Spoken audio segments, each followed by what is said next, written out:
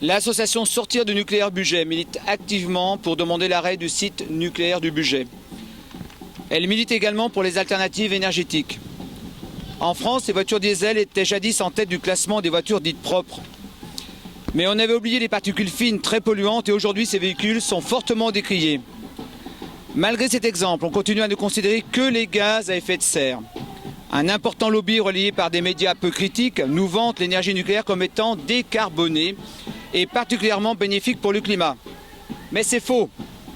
Précisons certaines choses essentielles. 3 choses. Premièrement, extraire une tonne d'uranium pour fabriquer le combustible de nos réacteurs nucléaires, c'est au moins 2500 tonnes de stériles et résidus miniers. Tout ça avec des engins à moteur diesel, de l'électricité produite avec du charbon et de nombreux produits chimiques.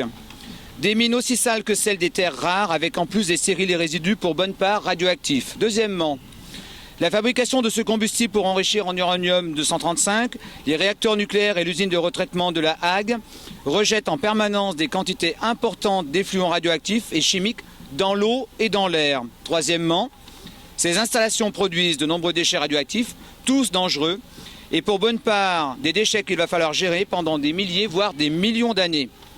Un véritable cadeau empoisonné pour l'humanité tout entière. Dans le monde, l'énergie nucléaire, c'est que 2% de la consommation finale d'énergie. Vouloir la développer en construisant de nouveaux réacteurs nucléaires sera une véritable atteinte au climat. Pour construire ces nouveaux réacteurs nucléaires, il faudra beaucoup de béton, beaucoup d'acier et autres matériaux et composants, tous fortement émetteurs de gaz à effet de serre. Pendant la dizaine d'années de construction de chaque réacteur, le nucléaire fera augmenter les émissions de gaz à effet de serre. Mais le réchauffement climatique se joue dans les toutes prochaines années et donc l'énergie nucléaire ne peut pas être la bonne solution. L'énergie nucléaire a un impact non négligeable sur le réchauffement climatique. Elle pollue beaucoup. Elle produit des déchets qui vont empoisonner l'humanité pour des milliers d'années. Il faut donc lutter contre le réchauffement climatique et pour une sortie rapide du nucléaire en France. La solution la plus efficace contre le réchauffement climatique est de diminuer notre consommation d'énergie et de développer fortement les énergies renouvelables, dont le solaire et l'éolien, qui produisent de l'énergie sans émettre de gaz à effet de serre. Notre pays est très en retard dans le développement de ces énergies.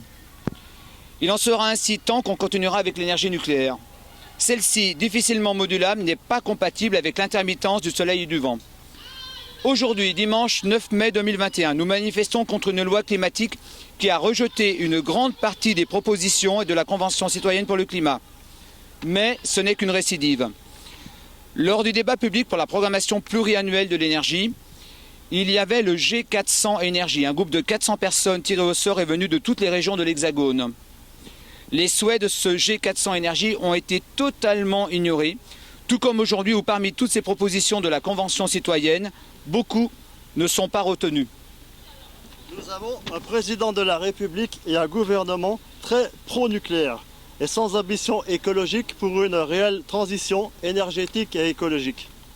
Rappelons ce qu'a dit M. Macron lors de la visite aux forges nucléaires du Creusot. Notre avenir économique et industriel passe également par le nucléaire. Sans le nucléaire civil, pas de nucléaire militaire. D'ici 15 à 20 ans, il faudra bien arrêter les vieux réacteurs.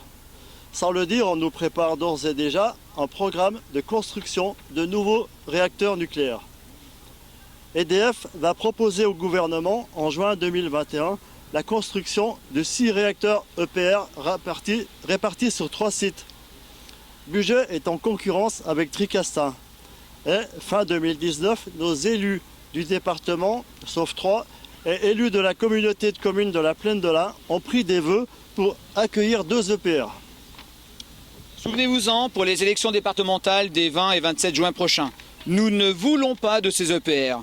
Nous voulons aussi l'arrêt des vieux réacteurs du budget qui présentent de sérieux problèmes de vétusté et qui totalisent aussi 274 défauts de fabrication sur leurs cuves et leurs générateurs de vapeur.